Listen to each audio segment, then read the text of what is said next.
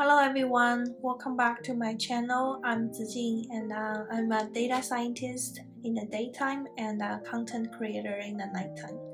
Today we are kicking off a very exciting series which is called the book recommendation series. So each month I will have an episode that's discussing a book that I have read in the past to share my reviews and thoughts. Most importantly, how it resonates with me from my past experience and how I think it will be useful or inspiring for you in any way.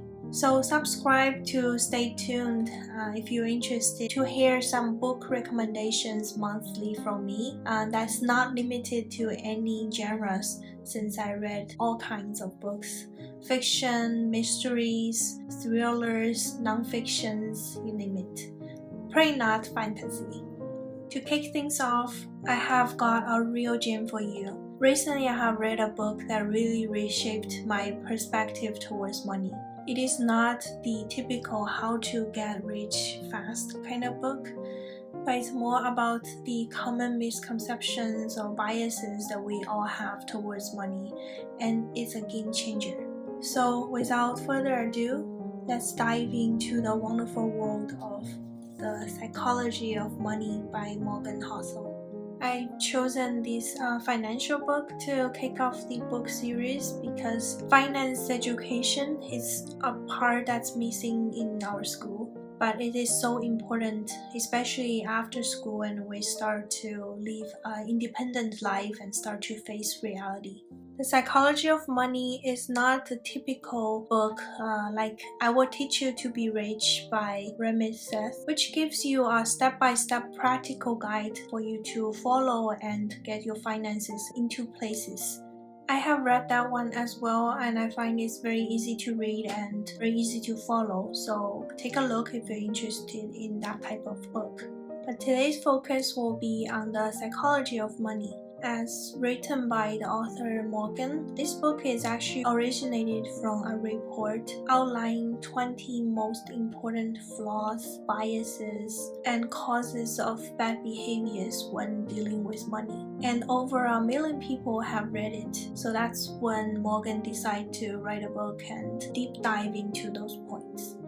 I find this book very easy to read and very relatable, and all the points that brought by this book are shockingly true.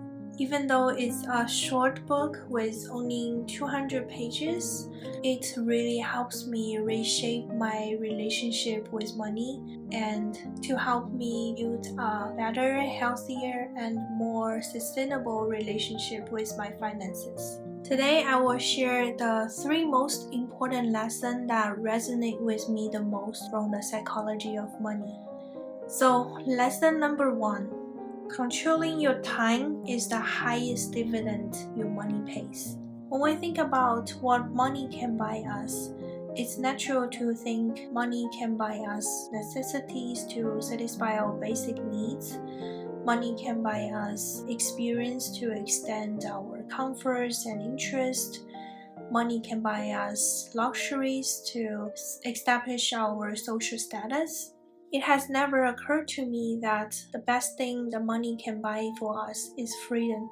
Such freedom that gives you the control of your time. Just like the author said in his book, being able to wake up one morning and change what you're doing on your own terms whenever you're ready seems like a grandmother of all financial goals.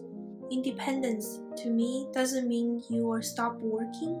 It means you only do work you like with people you like at the time that you want for as long as you want. This point resonates with me almost instantly. Having the freedom to organize my time means I can spend it on things I find most meaningful and exciting. Pursue my passions, spending quality time with my family, going back to school, all without worrying about bills to pay tomorrow. It is important to remember that money brings you temporary happiness all the time, but the freedom brought by accumulation of money is the most permanent benefit. Lesson number 2. Wealth is what you can't see.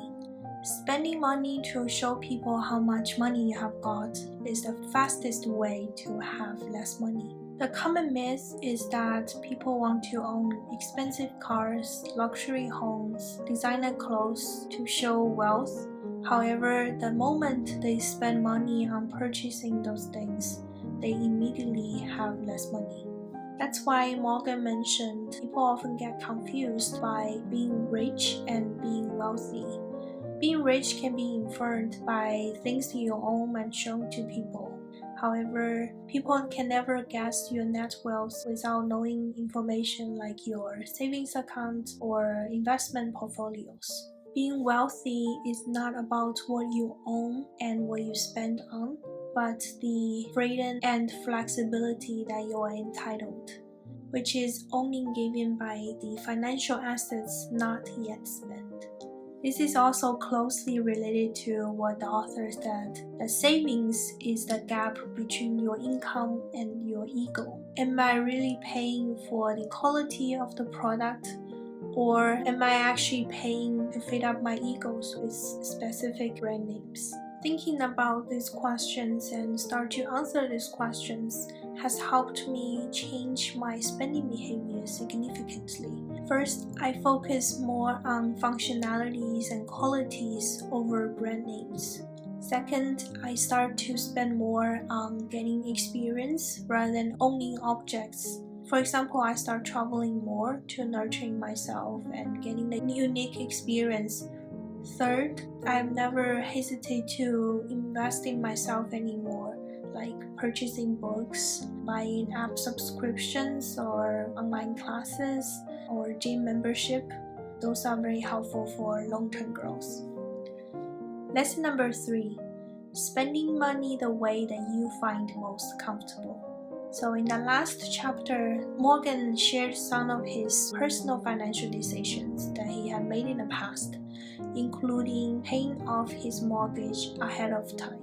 This is probably something that every financial advisor will tell you to avoid doing, especially when the mortgage interest rates were low. However, the best financial strategy is the one that allows you to fall asleep in the night without worried about money. No matter how many financial advice that you hear from the experts, the financial decision that you end up making will be the one that aligns with your own values and beliefs. This doesn't mean that you shouldn't learn and update your beliefs with the ever-changing world. But the point is, everyone has different financial goals and is in different games. As Morgan said here, few things matter more with money than understanding your own time horizon and not being persuaded by the actions and behaviors of people playing different games than you are. The point is to trust time and compounding. Do not rush your financial journey to match others' pace.